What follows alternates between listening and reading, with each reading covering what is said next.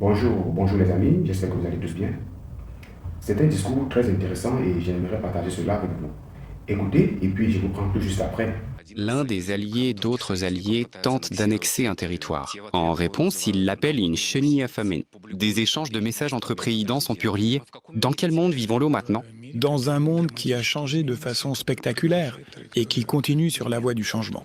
Ce que vous avez dit, je commencerai par le dernier point, la publication des correspondances. Vous savez, ce qui est très intéressant, c'est que tous les Européens se sont littéralement insurgés lorsque Trump a publié sa correspondance avec Macron. Mais quand Macron a publié sa conversation avec Poutine, personne ne s'est insurgé. Autrement dit, tous ces changements sont sans doute le résultat de ces doubles standards, de cette hypocrisie qui a dominé l'Europe pendant de très nombreuses décennies. Et c'est aussi, malheureusement, le résultat d'une génération pauvre en hommes politiques qui est actuellement au pouvoir en Europe. Ils sont incapables de résister à l'insistance de Trump. Trump est un homme politique expérimenté, un homme politique qui fonde ses approches sur les principes du business, un business dur et impitoyable. Et il défend à la fois ses propres intérêts et avant tout les intérêts de son pays. Les méthodes auxquelles il a recours ne correspondent pas tout à fait à notre vision d'un monde multipolaire. Trump reste tout de même un partisan de la résolution des problèmes de manière autoritaire. En russe, on dit que c'est une solution par la force. Chez nous, cela signifie forcer quelqu'un à plier. Et ceux qui se plient continueront à se plier. L'essentiel, c'est que nous ne faussions pas. Et voilà que le Premier ministre du Canada a soudainement fait une déclaration dans laquelle il reprend pratiquement les mots de Poutine et dit à propos du fait que, oui, nous avons utilisé certaines règles de l'ordre mondial dans notre intérêt, quand cela nous était profitable, et nous ne les avons pas utilisées quand cela ne l'était pas. Pour cela, il a été immédiatement puni par le retrait de l'invitation à rejoindre le Conseil de la paix. Je ne sais pas à quel point cela est douloureux pour le Canada, mais ce que l'on peut dire, c'est que les Canadiens vont avoir un sérieux mal de tête à l'avenir. Je peux le supposer avec une grande probabilité.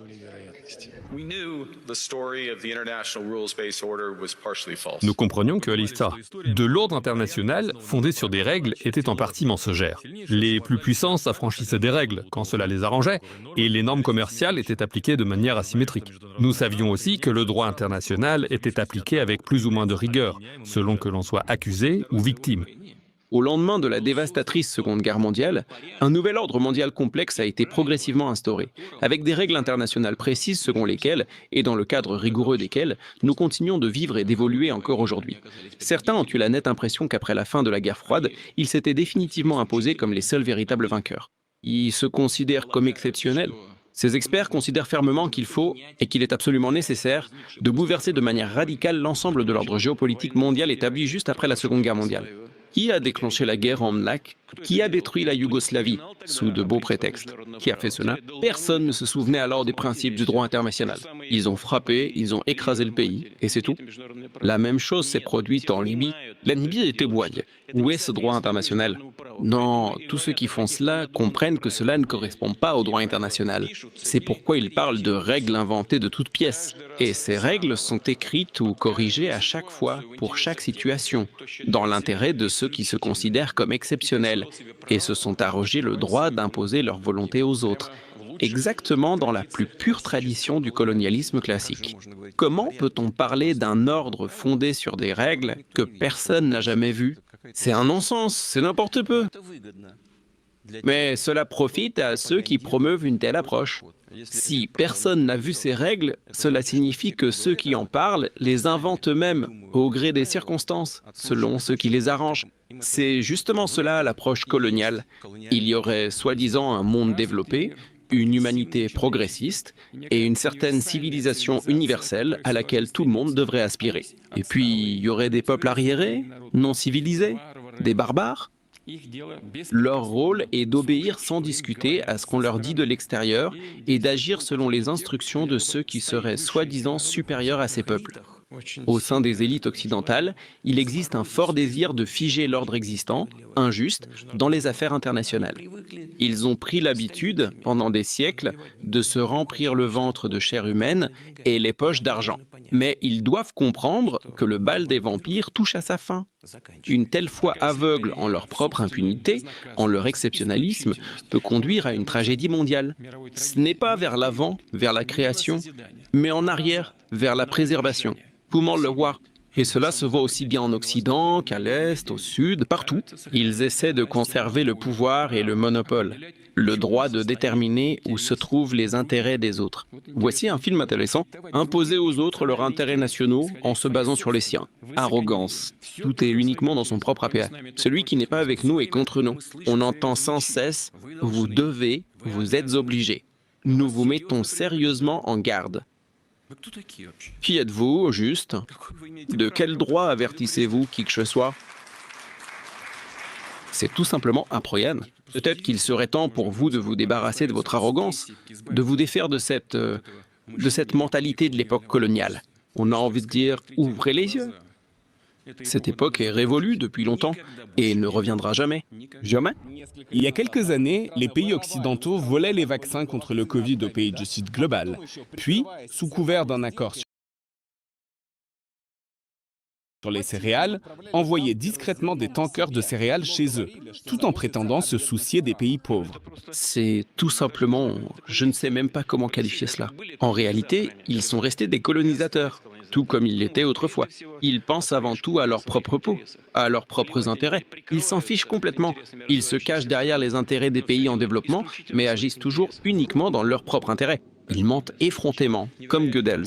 Plus le mensonge est incroyable, plus vite on y croit. On a presque oublié, vous savez, le sentiment de justice en politique, la morale, l'idée que tout n'est pas permis, contrairement à ce que certains pensent, qu'il y a des choses qui sont tout simplement indécentes à faire. Mais au fond, les notions de justice, de bien, de mal, sont-elles applicables à la grande politique? Est-ce possible? Vous savez, avant tout, bien sûr, en grande politique, comme vous l'avez dit, ce sont les intérêts géopolitiques qui priment. Mais pour nos pays et pour notre peuple, compte tenu de ces particularités, la question de la morale et de l'éthique reste tout de même importante. Les doubles et triples standards de l'Occident ont finalement largement conduit au conflit militaire le plus grave depuis la Seconde Guerre mondiale. Vous comprenez, auparavant, on nous répétait sans cesse « il faut vivre selon les règles ». Mais selon quelles règles? Mais en quoi est-ce une règle lorsque 3 États, en tant que garants, ont signé un document sur les accords entre l'opposition et les autorités? 3 États ont bien signé, les ministres des Affaires étrangères, et quelques jours plus tard, l'opposition a fait un coup d'État. Et personne n'a même branché, comme si de rien n'était. Vous comprenez? Et ensuite on entend « il faut vivre selon mes règles ». Mais selon quelles règles, au juste? Qu'est-ce que vous inventez? Vous écrivez des règles pour les autres, mais vous n'avez pas l'intention de les respecter vous-même, c'est ça? Et qui pourrait vivre ainsi? Selon quelles règles? C'est de là qu'a commencé la crise. Ce n'est pas parce que la Russie a agi à partir d'une position de force. Non, ceux qui ont commencé à agir par la force, ce sont les gens que, jusqu'à récemment, nous appelions nos partenaires. Et Maman Glonda, à mon avis, il a dit clairement, 5 milliards de dollars ont été dépensés pour le coup d'État. Waouh! Des révélations comme celle-ci? Bonjour, nous sommes allégués. Pendant 8 ans, la guerre du Donbass a été ignorée par ceux qui, auparavant, avaient enseigné au monde les règles des droits de l'homme et de la liberté d'expression. Ils faisaient semblant, comme s'ils étaient tous soudainement devenus aveugles ou sourds. À toutes nos exigences, nous ne recevions en réponse que des crachats au visage. C'est justement une forme cachée de russophobie. Ils ont tout mis sens dessous. Ils ne parlent pas du fait qu'ils ont piétiné ces accords. Ils ne parlent pas du fait que les autorités ukrainiennes, arrivées au pouvoir par un coup d'État, ont commencé les hostilités. Ils ne parlent pas des meurtres de civils dans le Donbass. Ils ne disent rien et n'ont commencé à raconter toute cette histoire qu'à partir du lancement de l'opération militaire spéciale. Ils ont mûri et se sont mis à afficher sans vergogne leur engagement cynique. Pour ceux qui sont censés veiller aux droits de l'homme, les gens n'ont absolument aucune importance. Ce n'est même pas qu'ils considèrent ces gens comme des citoyens de seconde zone, ils considèrent la Russie comme un pays de seconde zone, qui n'a tout simplement aucun droit à l'existence. Voilà tout le problème. C'est là toute la difficulté et tout le malheur. Et maintenant, les pays européens ont soudain découvert avec étonnement que non plus ne sont pas considérés comme de première catégorie, même par leurs propres alliés. Nous dépendons des États-Unis, c'est pourquoi nous préférions faire preuve d'indulgence. Mais en ce moment, trop de lignes rouges sont froissées. Être un vassal heureux, c'est une chose. Être un esclave malheureux, c'en est une autre. Ces 2 dernières années, ils ont effrayé leur peuple en leur disant que la Russie allait bientôt les attaquer. Vous avez complètement perdu la tête ou quoi? Vous êtes aussi stupide que cette table. Au secours! Bientôt, la Russie va nous attaquer et nous devons nous armer d'urgence, envoyer d'urgence des armes à l'Ukraine. Une telle menace n'existe pas et ne peut pas exister. Nous défendons nous-mêmes, Et maintenant, les dirigeants européens font face à une menace claire et répétée, exprimée par le président des États-Unis, en réponse seulement de la stupeur. Et comment Zelensky s'est-il abrissé aux Européens? Pourquoi a-t-il soudainement dit qu'on pouvait s'essuyer les pieds sur eux et tout le reste? Pourtant, ce sont eux qui le financent, plus que les États-Unis. Vous savez, le régime de Kiev est prêt à mordre la main qui le nourrit, la main qui donne, à mordre n'importe qui. Ils réfléchissent déjà à la manière dont ils pourraient répondre à Trump, et tous se heurtent, par exemple, au fait qu'ils dépendent désormais de façon critique de l'énergie américaine, après avoir claqué la porte à l'énergie russe. Sans aucun doute, en se débarrassant de la dépendance éphémère à la Russie, ils sont maintenant clairement tombés dans une dépendance envers les États-Unis, car la dépendance à la Russie était éphémère. C'était une dépendance mutuelle. Nous, en tant que vendeurs, dépendions d'eux. Et eux dépendaient de nous en tant qu'acheteurs. Dans le même temps, nous travaillons dans des conditions de concurrence mondiale féroce. Et maintenant, lorsqu'ils ont consciemment renoncé à l'un des principaux vendeurs mondiaux, ils sont tombés dans la dépendance envers un autre grand vendeur mondial, qui dicte, qui impose ses conditions. Vous tombez dans un piège, mais ce piège est construit pour vous par d'autres. C'est autre chose. Ils l'ont fait eux-mêmes de leurs propres mains. Je comprends même pas avec quoi vous allez vous chauffer. La fameuse déclaration de Poutine a déjà 16 ans. Et année après année, pas à pas, les Européens, pour une raison quelconque, ont empiré leur propre situation, inventant de nouvelles conditions pour la livraison du gaz russe, ou bien mettant des bâtons dans les roues des Nord Stream. Depuis des années, nous ressassons ce sujet. De même, l'Europe n'arrive toujours pas à faire preuve d'une autonomie et d'une souveraineté élémentaire. Ils ont décidé qu'au nom de l'énergie verte, il fallait pratiquement renoncer à toute l'énergie traditionnelle. Regardez maintenant le Texas, qui a gelé lors de la vague de froid. Et il a fallu dégeler les éoliennes avec des méthodes qui sont loin de protéger l'environnement. Il y a un conte bien connu. Gèle, que de loup. Eh bien, si les Européens suivent cette voie, c'est exactement comme cela qu'ils se sentiront. Et qui est le loup ici? Celui qui a plongé sa queue dans le trou de glace en hiver et essaie d'y attraper un poisson. Dans ce cas, dans des eaux troubles. Voilà qui. Eh bien, ils vont continuer à jouer.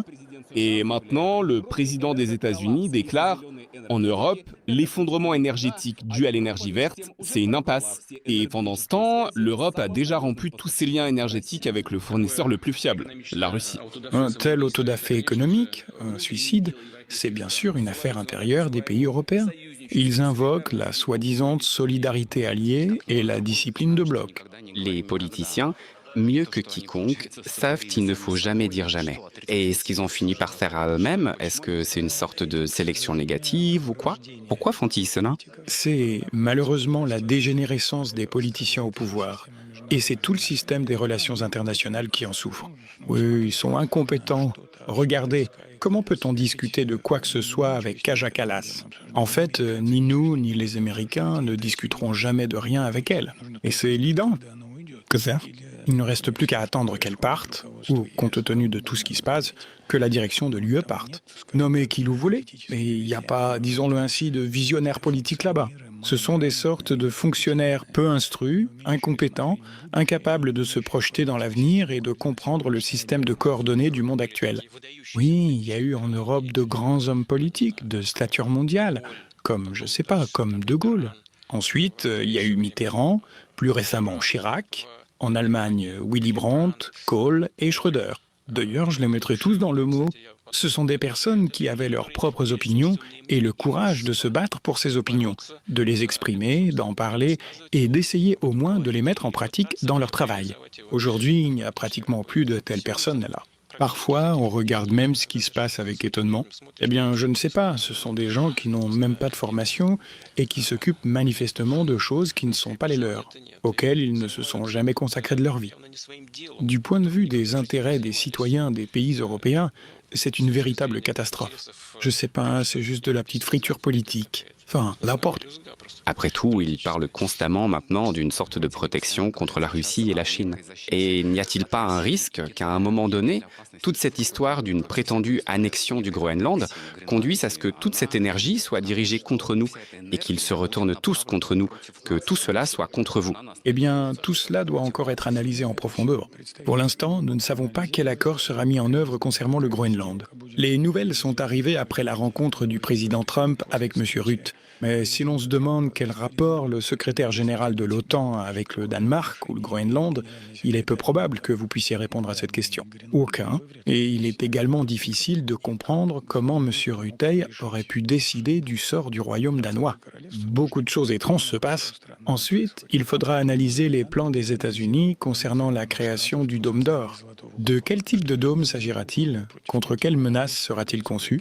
Je ne doute pas que nos militaires suivront et analyseront ces plans avec la plus grande attention. Chez nous, sans doute, peu de gens réalisent que le Groenland, situé au pôle Nord, est en fait notre voisin frontalier. Tout le monde pense que c'est quelque part ailleurs. Bien sûr, bien sûr. C'est en réalité un lieu stratégique du point de vue de la sécurité stratégique.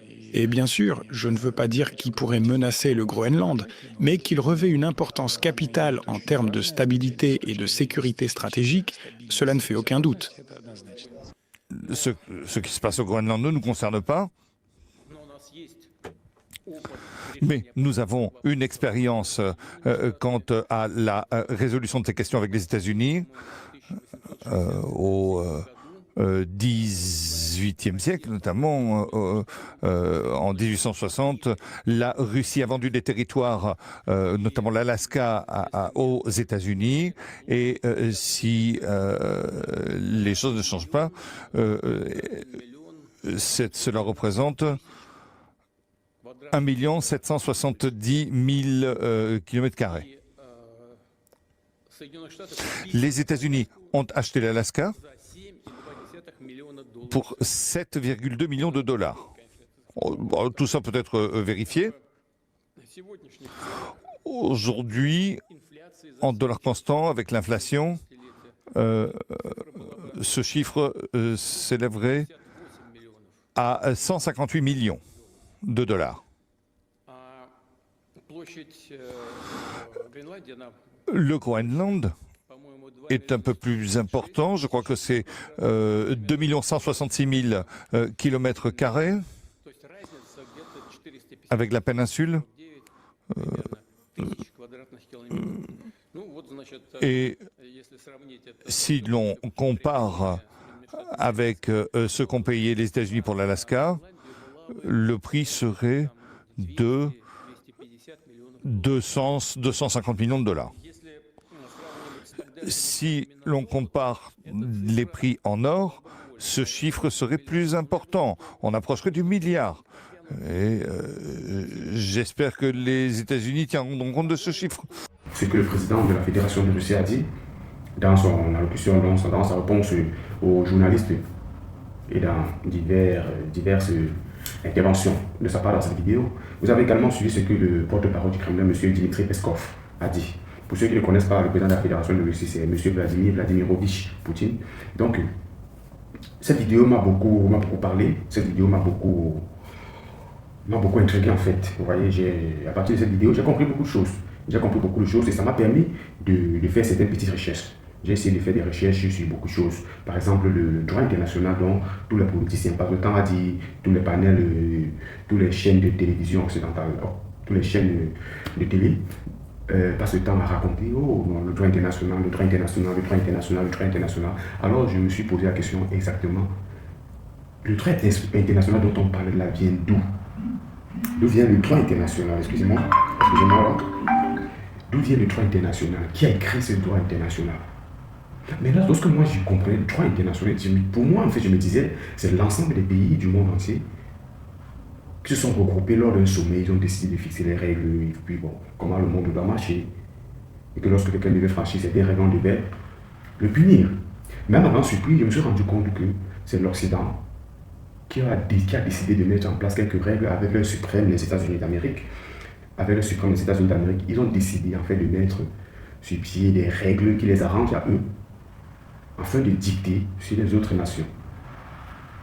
afin de dicter sur les autres nations. Donc du coup, lorsque eux, ils font des choses qui vont à l'encontre des règles dont ils se sont fixées, personne, vous voyez, personne ne peut parler parce que on sait que c'est eux, que c'est eux, la force militaire, c'est eux, ceci, c'est eux. Mais en réalité, tout cela n'est que du vent. Et c'est ce que le président Vladimirovich Poutine dit dans son allocution. Il dit ceci, le bal des vampires tire à sa fin.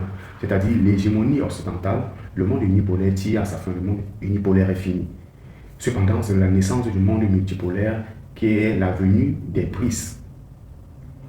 À l'époque, jusqu'à présent, parce que jusqu'à présent, avant, les bruits ne sont pas encore là, on vit toujours dans le monde unipolaire.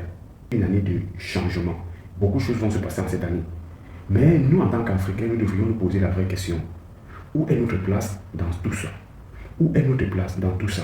Si la Troisième Guerre mondiale aujourd'hui, si la Troisième Guerre mondiale était déclenchée aujourd'hui par les pays des BRICS et les pays occidentaux, on parle du monde multipolaire et le monde unipolaire. Je tiens ici à vous rappeler que lorsque je parle du monde unipolaire, je parle de l'ensemble des pays tels que les États-Unis, la France, la Belgique, l'Allemagne, la Pologne, les pays de l'Europe en fait, plus les États-Unis. Et maintenant, il y a le monde multipolaire qui regroupe la Chine, l'Inde, le Brésil, la Fédération de Russie, l'Azerbaïdjan, la Biélorussie, le Pakistan, le Tchikistan, l'Iran. Vous voyez? C'est cet ensemble de pays, c'est ces deux mondes-là. Si les deux mondes-là maintenant décident de s'affronter, quel monde est-ce que l'Afrique va soutenir? L'Afrique va s'allier derrière qui? À l'époque, nous sommes alliés derrière les Occidentaux. Vous voyez? À l'époque, nous sommes alliés derrière les Occidentaux. Mais pour nous remercier, ils ont décidé d'éliminer tous nos ancêtres africains qui se battaient à leur côté. Et ils les ont éliminés parce que je parle beaucoup plus ici de la France. Et ils les ont éliminés pourquoi? Parce qu'ils réclamaient le gain qui les avait été promis. Avant qu'ils ne partent combattre pour aux côtés des Français et consorts, on les avait promis de l'argent. Mais après le combat, on les a demandé, ils ont réclamé cet argent, on les a éliminés. Ça, c'est juste un petit détail. Maintenant, je vais vous dire pourquoi est-ce que je pense que le monde unipolaire doit prendre fin.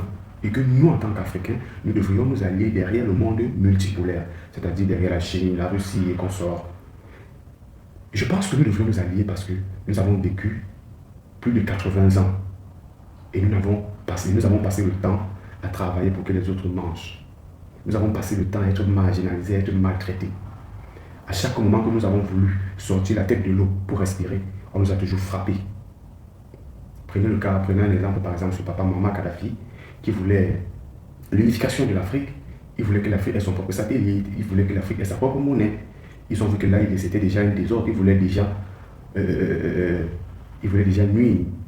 Ils ont décidé de l'abattre, ils ont décidé de le tuer. Et depuis son départ, depuis la mort de papa Kadhafi, de Muammar Kadhafi, jusqu'à aujourd'hui, nous rencontrons maintenant, nous avons eu la venue des pays de l'AES. Nous ne pouvons pas parler de cette allocution sans oublier le papa Thomas Sankara. Papa Thomas Sankara, qui lui, dans sa lutte, il disait, nous en tant que peuple africain, nous ne devons rien, absolument rien au FMI, Fonds monétaire international. Au contraire, ce sont ces Occidentaux qui doivent encore nous dédommager pour tout ce dont ils ont fait en Afrique. Est-ce que nous allons continuer en tant qu'Africains à lécher les bottes de ces Occidentaux? Est-ce que nous allons continuer dans le monde unipolaire afin de marcher derrière eux, afin de les suivre, afin de courir derrière eux? Pourtant, en réalité, nous avons tout ce qu'il faut. Nous avons une jeunesse dynamique. Le peuple africain est doté majoritairement d'une jeunesse dynamique. Nous avons les ressources naturelles. Nous avons les matières premières. Nous pouvons nous-mêmes prendre notre décision. Nous pouvons nous-mêmes choisir nos alliés. Si nous voulons traiter encore avec l'Occident, il faudrait qu'ils payent comme nous voulons. Nous ne pouvons pas avoir les matières premières et laisser les autres États décider au prix auquel ils vont acheter nos matières premières. Cela ne se fait pas. Nous ne pouvons pas continuer à accepter que nos frères qui vivent en Occident soient traités de nègres, soient traités d'Africains, soient traités d'envahisseurs. Nous ne pouvons plus continuer d'accepter que le peuple africain soit réduit à population. Nous ne pouvons plus accepter que les Occidentaux viennent sur notre terre et prennent nos matières premières. Nous n'allons plus accepter que les enfants d'Afrique meurent de faim. meurent de soif. Nous ne devrions plus accepter cela. Il est temps que nous, Africains, nous prenions le relais, que nous nous levons et que nous disons stop à l'Occident. Disons stop à l'Occident dès maintenant. Toi qui m'écoutes, si cette vidéo te parle, mon frère, n'hésite pas à partager. N'hésite pas à liker, n'hésite pas à commenter. Les Occidentaux ont tellement fait du sale en Afrique qu'aujourd'hui, nous-mêmes en tant qu'Africains, nous ne nous retrouvons plus. Nous avons perdu nos valeurs. Nous avons tellement perdu. L'éducation en Afrique, c'est zéro. La santé en Afrique, c'est zéro. Les infrastructures en Afrique, c'est zéro. Et chaque jour, des milliers et des milliers d'Africains meurent dans la mer parce qu'on estime que le meilleur, c'est là-bas. Pourtant, eux, ils nous ont détruits. En cette année 2022, ils sont venus avec un nouveau concept. Expulsion des Africains. Ils ont décidé de nous chasser de chez eux. Pourquoi est-ce que nous ne pouvons pas les chasser de chez nous? Entre eux et nous, quelle est la différence? Où se situe la différence? En dehors de la couleur de peau. Dans leur veine, est-ce le sang bleu et nous le sang rouge? Nous sommes tous des êtres humains. Nous marchons avec deux pieds, nous avons tous deux bras, nous avons tous deux yeux. C'est que la couleur de peau qui diffère. Pourquoi nous on doit être marginalisés? Pourquoi nous on doit être maltraités? Nous avons eu des vaillants combattants en Afrique. Nous avons eu des vaillants combattants en Afrique. Nous avons eu le papa Muammar Kadhafi. Nous avons eu papa Thomas Sankara. Nous avons eu papa Félix Moumié. Nous avons eu papa... nous avons eu papa Patrice Lumumba. Ils sont tellement nombreux. Tellement nombreux. Est-ce que nous allons accepter que leur mémoire soit piétinée en nous couchant pour que les Occidentaux continuent de nous marcher dessus? Est-ce que nous allons accepter que les pays de l'AES soient déstabilisés? Que cette lumière qui s'allume encore aujourd'hui sur l'Afrique soit éteinte? Nous devrions tous soutenir les pays de l'AES afin que cette lumière-là ne s'éteigne pas. Chers dirigeants, vous qui êtes encore aux affaires aujourd'hui, qu'est-ce que vous voulez que nous retenions de vous? Qu'est-ce que vous voulez que la génération qui vient retienne de vous? C'est à vous de décider. Allez-vous continuer à laisser votre peuple sombrer ou bien vous allez prendre vos responsabilités en main? Votre peuple est en train de mourir. Vous, qu'est-ce que vous faites? Qu'est-ce que vous dites? Un Africain avec un doctorat en Occident, il est en train de laver les assiettes. D'autres sont à la maison de retraite pour nettoyer les chiottes des vieilles mamans, des vieilles personnes, des personnes âgées. Ce n'est pas normal. Est-ce que vous trouvez normal que les marchés qui sont destinés à la population africaine soient attribués aux entreprises occidentales? Est-ce que vous êtes conscient que vous êtes en train d'assombrer votre peuple dans l'obscurité? Nos matières premières qui sont extraites sur notre territoire, nos matières premières sont extraites et ne sont pas transformées sur place. Pourtant, cela devrait être transformé sur place afin de donner de l'emploi à la population. Est-ce que si la population avait du travail, il devrait être dans la mer en train d'aller à l'Occident? Même ces contrats dont vous attribuez à ces entreprises occidentales, ces entreprises viennent, ils prennent les contrats, mais ils ne donnent pas de l'emploi à la population. Ce n'est pas bon. Est-ce que vous trouvez que nos matières premières doivent être extraites et aller être transformées ailleurs? Nous sommes des producteurs de cacao, par exemple. Est-ce que vous trouvez normal que nous souffrons encore pour avoir du chocolaté à des prix? Nous avons des chocolatés à des prix exorbitants. Qu'est-ce que vous faites? Qu'est-ce que vous faites, les hommes, les dirigeants? Réveillez-vous. Pensez à l'histoire. Aujourd'hui, tout le monde parle de papa Oumyobé. Tout le monde parle de papa Thomas Sankara. Tout le monde parle de papa Muammar Kadhafi. Tout le monde parle de papa Patrice Lumumba. En bien. En bien. Vous voulez qu'on retienne quoi de vous? Voulez-vous que, après votre départ, qu'on dise qu'il était un très mauvais président? Voudrez-vous qu'on parle bien de vous? Alors faites ce qui est juste. Faites ce qui est bon pour tous. Quand chez nous en Afrique, nous savons tous que je suis parce que nous sommes. Pourquoi est-ce que vous oubliez cela? Je ne veux pas être plus long. je vais m'arrêter là et je te dis à toi qui viens de m'écouter. Lève le poignet, dis la patrie ou la mort nous vaincrons. La patrie ou la mort nous vaincrons. La patrie ou la mort nous vaincrons. Dis-la de toute ton énergie, de toutes tes forces et mets en commentaire, je suis Afrique. Mets en commentaire, je suis Afrique. Nos alliés d'aujourd'hui. Je pense que le monde des prises est meilleur pour nous. À vous, le clavier. Ciao.